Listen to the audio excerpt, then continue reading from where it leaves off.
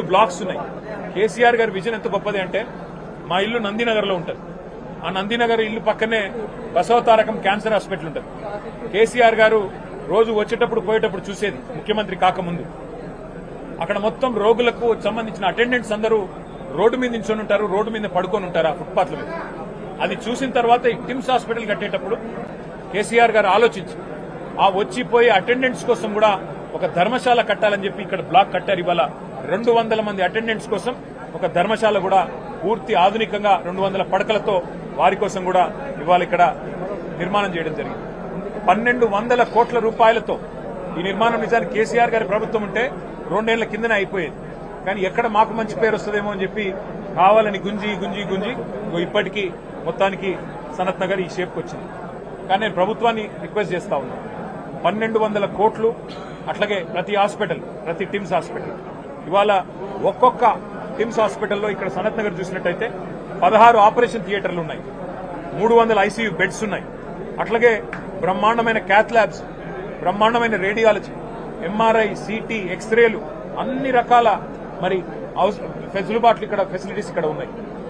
వీఐపీలు కూడా మరి వాళ్ళ కోసం కూడా అవసరమైతే దాదాపు 30 సూట్లు, అంటే రేపటి రోజున ఎవరైనా డబ్బులు చెల్లించి వైద్యం చేయించుకుంటామంటే వారి కోసం కూడా వీఐపీ సూట్లు కూడా ఇక్కడ 30 సూట్లు పెట్టడం జరిగింది. డయాలసిస్ విభాగం ఉంది కిడ్నీ సంబంధించిన వ్యాధులకు. అట్లాగే ఇంకా ముఖ్యంగా పరిశోధనలు జరగాలి. టిమ్స్ అంటే కేవలం వైద్య సేవలే కాదు, ఎయిమ్స్ తరహాలో పరిశోధనలు కూడా జరగాలి. భారతదేశంలో ఉండే అత్యాధునికమైన వైద్య సిబ్బందితో ఎప్పటికప్పుడు సంప్రదింపులు కూడా జరపాలని చెప్పి ఒక అకాడమిక్ బ్లాక్, ఒక రీసెర్చ్ బ్లాక్, వాటితో పాటు మరి 300 కెపాసిటీ కలిగిన ఒక ఆడిటోరియంను కూడా నిర్మాణం చేయడం జరిగింది.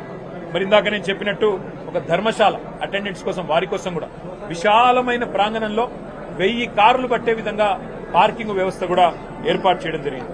అట్లాగే మీరు చూసినట్టయితే నిజంగా ఇక్కడికి వస్తే ఎంత సంతోషం అనిపించింది అంటే ఒక రాజభవనాన్ని తలపించే విధంగా, ఒక రాజప్రసాదాన్ని తలపించే విధంగా ఒక అపురూపమైన నిర్మాణం.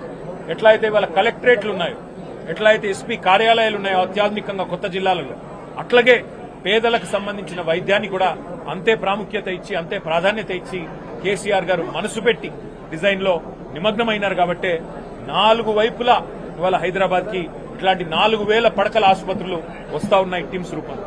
అట్లాగే నిమ్స్ ఎక్స్పాన్షన్ తో మరొక 2000 పడకలు అందుబాటులోకి రాబోతా ఉన్నాయి.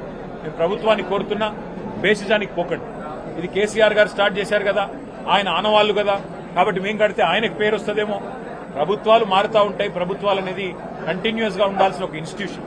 కాబట్టి దయచేసి బేసిజానికి పోకుండా సనత్ నగర్ కానీ, అల్వాల్ టిమ్స్ కానీ, ఎల్బీ నగర్ కానీ, అట్లాగే ఎంజీఎం వరంగల్ కానీ, అట్లాగే నిమ్స్ ఎక్స్పాన్షన్ కానీ, టిమ్స్ గచ్చిబౌలి కానీ, వీటిని సత్వరమే పూర్తి చేసి అందుబాటులోకి తెండి పేద ప్రజలకి మరి అవకాశం ఉండే విధంగా వారు మరి కొంత చొరవ తీసుకోవాలని చెప్పి కూడా నేను ప్రభుత్వాన్ని కోరుతా ఉన్నాను.